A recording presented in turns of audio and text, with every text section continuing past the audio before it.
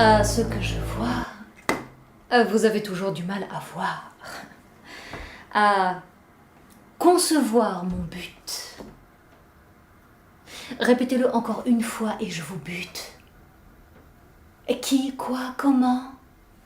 Que je trahis les miens en prenant la défense des moins que rien. Que mes causes perdues me perdront. Qu'est-ce que j'y gagne en persistant? Que j'ignore tout de l'islam que j'acclame. Et qu'à force de prendre parti pour des faux semblants, je suis devenue moi-même un instrument. Un instrument au carré, manipulé par un courant qui fait lui-même l'objet d'une manipulation. Oh, l'imbécile, la débile, qui a fini par passer dans le camp des idiots utiles du nouvel ordre mondial. Qu'est-ce que vous me prescrivez comme médicament, docteur? Oups, où ai-je la tête que je suis bête. Vous me suggérez de laisser l'islam aux islamistes et de réserver mon cœur et mon âme à ma mère patrie, que j'ai trahie en offrant une tribune à l'ennemi intégriste, islamiste ou terroriste. Quel impair! Je participe à la décomposition morale et politique de mon pays, en cautionnant un discours moyenâgeux et dangereux, qui divise nos cités et préfigure toutes sortes d'atrocités. Ah ben voyons. Il faudrait vous entendre de temps en temps, parce que de deux choses l'une, ou bien les islamistes sont manipulés par les détenteurs du grand capital, et dans ce cas, ce sont des victimes qui réclament notre assistance et notre clairvoyance. Et par conséquent, c'est l'impérialisme qu'il faut combattre, détruire, et non l'islamisme. Vous me suivez ou vous voulez que je vous fasse un dessin? Ok. Ou bien, les islamistes représentent eux-mêmes le véritable danger à cause de leur islam conquérant. Et dans ce cas, laissez-moi vous dire que vous vous y prenez très mal parce que vous propagez à l'insu de votre plein gré leur idéologie, leurs dogmes, leurs idéaux qui finiront par vous exploser à la figure parce que votre République a de moins en moins d'amis.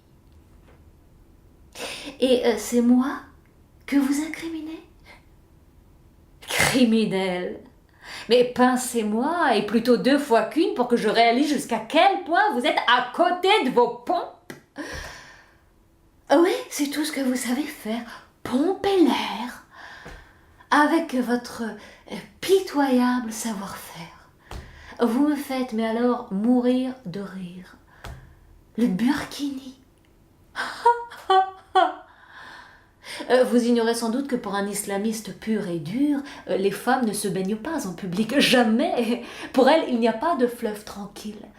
Donc, autrement dit, votre interdiction ne dessert pas les islamistes, elle les sert, et leur sert même de dessert.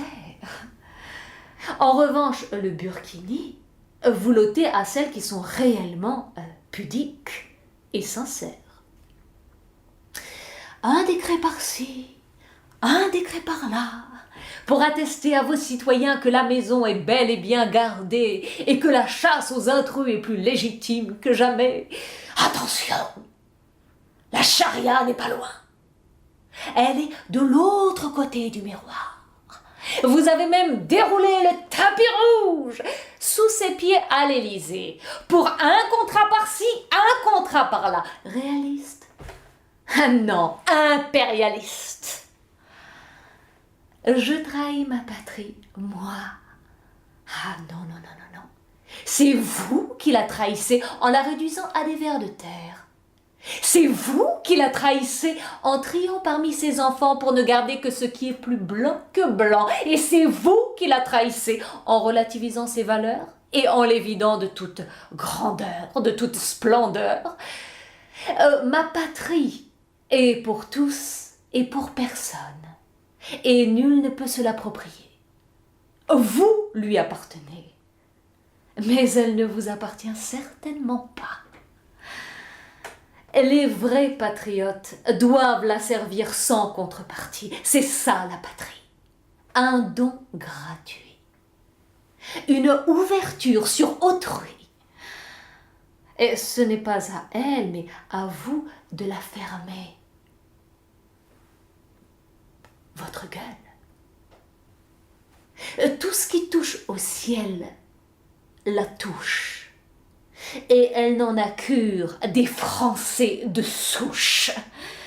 L'islam a toute sa place en France, qui ne peut vivre sans faire face à la transcendance.